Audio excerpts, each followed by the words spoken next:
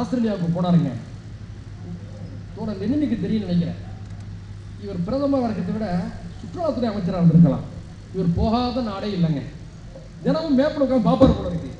இந்த மாதம் இங்கே போயிட்டோம், அடுத்த மாதம் எங்கே போகிறது, அதுக்கு அடுத்த மாதம் எங்கே போகிறது, மேப்பை வச்சு பார்த்துட்டே இருப்பான்னு நினைக்கிறேன். எனக்கு தெரிந்து ராஜீவ்காந்தி அவர்கள் 64 முறை வெளிநாடுகளுக்கு பயணம் செய்த ஒரு பிரதமர்.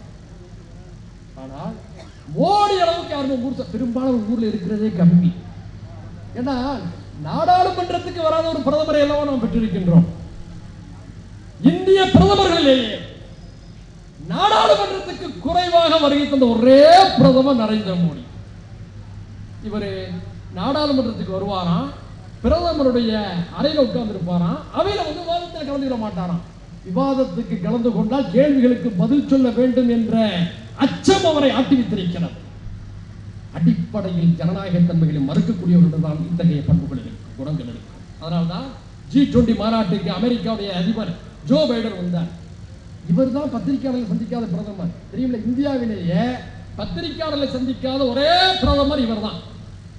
இவருக்கு பிடித்த 4 குஜராத்தி மொழி ஊடகங்களை மட்டும் வர வச்சுக்கிட்டு. நம்ம ஊடகம் தப்பா நினைச்சிடாதீங்க, நாம எல்லாம் ஒண்ணு, தென்னிந்தியா வேற அவங்க வேற. அப்போ பத்திரிகையாளர்கள் இவர் தான் சந்திக்கல, ஜோ பைடனை சந்திக்க விடல. ஜோ பைடன் என்ன பண்ணாரு, பிளைட் அவர்களையும் பார்த்தாரு. பிளைட் டெல்லியிலே கிளம்பிடுச்சான்னு பார்த்தாரு. நேராக பிலிப்பைன்ஸ்ல போய் மணிலாவில் பிளைட் இறங்கின உடனே பத்திரிகையாளர்களை சந்திக்கிறார். இந்தியாவில் பத்திரிகை சுதந்திரத்துக்கு ஆபத்து ஏற்பட்டிருக்குன்னு சொல்றாரு. நீங்கள் பத்திரிகையாளர்களை சந்திக்கவில்லை, பத்திரிகை சுதந்திரத்துக்கு ஆபத்து என்று ஜோ பைடன் பிலிப்பைன்ஸ்ல போய் பேட்டி கொடுத்தார். அமெரிக்க அதிபரை கூட டெல்லியில பேட்டியளிக்க விடாத செய்த உங்களுடைய தந்திரத்தை என்னவென்று புகழ்வது பிரதமர் அவர்களே? நாடாளுமன்றத்துக்கு வருவதை தொடங்கி வைப்பாராம், நிறைவு செய்ய வருவாராம், எந்த வாதத்திலும் பங்கேற்க மாட்டாராம். ஆனால் அப்படிப்பட்ட ஒரு நிலையில்தான் நான் நம்முடைய பேராசிரியர் முனைவர் தமிழச்சி தங்கப்பாண்டியனை பார்த்து நான் உண்மையிலேயே பாராட்டுகின்றேன். அவருடைய கணவர் உளவுத்துறையில் இருக்கும்போது எங்களுக்கு மிகவும் பிடித்த ஒரு அதிகாரி, நேர்மையான அதிகாரி. தமிழச்சி அக்கான்னு சொல்றதா அவங்கள அம்மான்னு சொல்றதா எனக்கு இன்னும் புரியல. மிகச்சிறந்த இலக்கியவாதி. ஒரு கட்டத்தில் ஏதோ ஒரு நிகழ்வுல நம்ம பேராசிரியர் அன்பழகன் அவர்கள் தமிழச்சி அவர்களை பார்த்து இவர் பெண் வைக்கோன்னு சொல்லி பேசினார். நினைவு இருக்கா? பெண் வைக்கோ அப்படின்னு சொல்லிட்டு நாடாளுமன்றத்துக்கு வருகை தந்து விவாதங்களே பங்கெடுக்காத ஒரு பிரதமரை பெற்றிருக்கக்கூடிய பாரதிய ஜனதா கட்சியினரே இங்கே வேட்பாளராக களமாடி கொண்டிருக்கக்கூடிய எங்களுடைய தமிழ் வேங்கை தமிழச்சி தங்கபாண்டியன் அவர்கள் 292 கேள்விகளை நாடாளுமன்றத்தில் எழுப்பியிருக்கிறார். 63 விவாதங்களிலே பங்கேற்றிருக்கிறார். 8 தனிநபர் மசோதாக்களை கொண்டு வந்திருக்கிறார். இவரை போன்றவர்கள் தான் நாடாளுமன்றத்துக்கு செல்ல வேண்டும். நாடாளுமன்ற ஜனநாயகத்தை பகைக்கக்கூடிய மதிக்க தெரியாத நரேந்திர மோடி ஒரு காலத்திலும் மீண்டும் நாடாளுமன்றத்துக்கு செல்லக்கூடாது. திராவிட முன்னேற்ற கழகத்துடைய வேட்பாளர் பட்டியல்களை பார்க்கும் பொழுது அதனுடைய பின்னணி ஒரு சாதனை தன்மைகள் இருக்கு. இங்க என்ன நடக்குது? வேட்பாளருக்கே ஆள் இல்லாத காரணத்தினால் ஒரு கவர்னரை ராஜினாமா செய்ய வைத்து வேட்பாளராக நிறுத்தக்கூடிய பரிதாப நிலையில் இருக்கக்கூடிய ஒரு கட்சி, நோட்டாவோடு போட்டி போடக்கூடிய ஒரு கட்சி இந்தியா கூட்டணி எதிர்த்து நிற்பதற்கு துணிச்சல் இருக்கிறதா?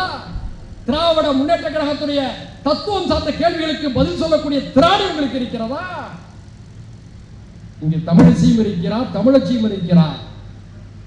தமிழ் இசையை மதிப்பவர்கள் நாம். தமிழிசையை மதிப்பவர்களா என்று கேட்டால் எங்களுக்கு இப்பொழுது தமிழிசை வேண்டாம், தமிழ் போர் பரணி தான் தேவை. அந்த போர் பரணியை பாடக்கூடியவர்களுடைய தமிழச்சி தங்கபாணி. ரோம் நகர் பற்றி எறிகின்ற பொழுது நீரோ மன்னன் பிடியில் வசித்தான் என்று சொல்வார்கள்.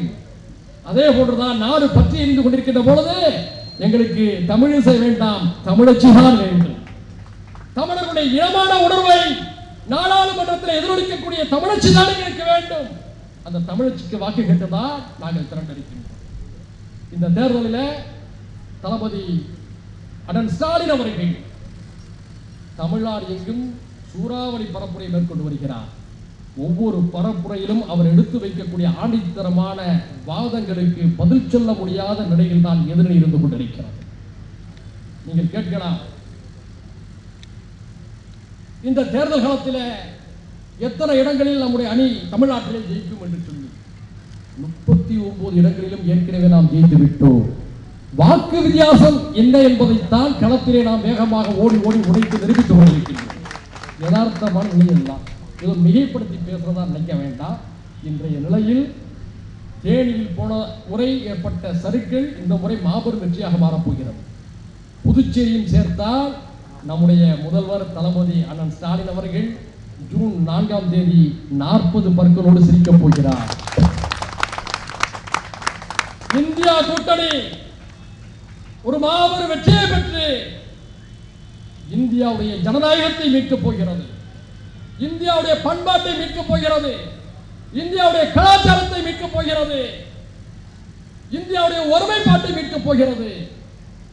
ஒருதாய் மக்களாக வாழ்ந்த இந்திய மண்ணில் மதத்தால் வெறுப்பு அரசியலால் குட்டிச்சோராக்கிய நரேந்திர மோடியுடைய சதி திட்டங்களை நிறைவுக்கு கொண்டு வந்து மறுமலர்ச்சி மிக்க இந்தியாவை கட்டமைப்பதற்கான பயணம் தொடங்கி இருக்கிறது.